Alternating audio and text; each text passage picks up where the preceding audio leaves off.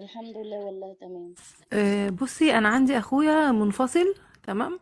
تمام. ومعاه ولد وبنت مع مامتهم. هو تمام. عنده 43 سنة. مقيم في الجيزة. عنده شقة تمليك جديدة والعفش جديد، مش محتاج، والشقة ما شاء الله كبيرة يعني. يعني مش محتاج من اللي هيتجوزها أي حاجة. تمام. تمام. هو موظف حكومي، ووظيفة مرموقة. تمام.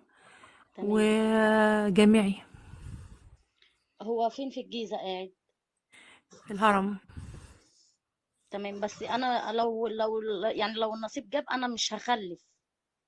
يعني انا رافضة الخلفة. يعني انا 36 سنة يعني انا من بدري اصلا رافضة الخلفة يعني. مم. هو كان عايز يخلف، بس طب انت لا، ما رافضاها انا ليه؟ قلت اتكلم في النقطة دي معاكي برضو مننا واحنا على اه. اللايف هنا برضو يعني ايه. لان انا يعني انا جوزي متوفي، انا كنت متجوزة وجوزي توفى وانا عندي 26 سنة، كان يكون قدامي الفرصة ان انا اتجوز مم. واخلف تاني، بس بصراحة انا يعني مش ناوية ان انا اخلف بصراحة.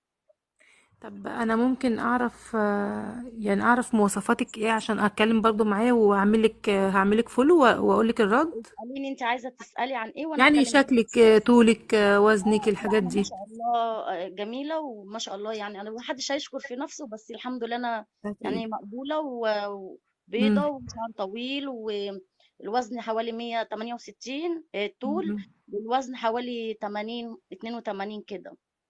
طيب بصي انت اسمك ايه؟ آه، قولي اي حاجه بعدين هبقى قولي اقول. اي اسم مستعار حتى عشان ده كبير يعني، عادي مش قولي مشكلة. لي مروه ماشي. بصي يا مروة، يعني انا عايزة اجوز اخويا. تمام. انا تمام. كم انا يعني انا عندي اخويا وعندي اختي الاتنين. تمام. فانا عايزه نفسي ان انا اجوز اخويا، لان هو ايه، هو مطلق اهو بقاله يعني حوالي 5 سنين. ف يعني انا برضو كلنا متجوزين وكلنا في بيوتنا، فانا عايزه اطمن عليه، يعني مش عاجبني قعدته لوحده كده. صحيح. تمام. تمام. وهو مش محتاج منك حاجه. ويعني هو ابن ناس، يعني فاهمه، فكك بقى من حوار الفلوس والكلام ده ومش عارفه ايه وبتاع. هو الحمد لله، يعني ايه، الحمد لله. مش يعني فلوس ربنا ولا كرمه. فلوس ربنا ولا. كرمه، بس هو ابن ناس يعني اجتماعيا. يعني كويس، مش يعني محدش هيظلمك. فاهماني؟ نعم. بس فانا هعمل لك فولو. عملت لك فولو. تمام ماشي. انت رديه. تمام. تمام. وهتواصل انا وانتي. وبقى يا شموسه، بقى عندي بقى عروسه تاني.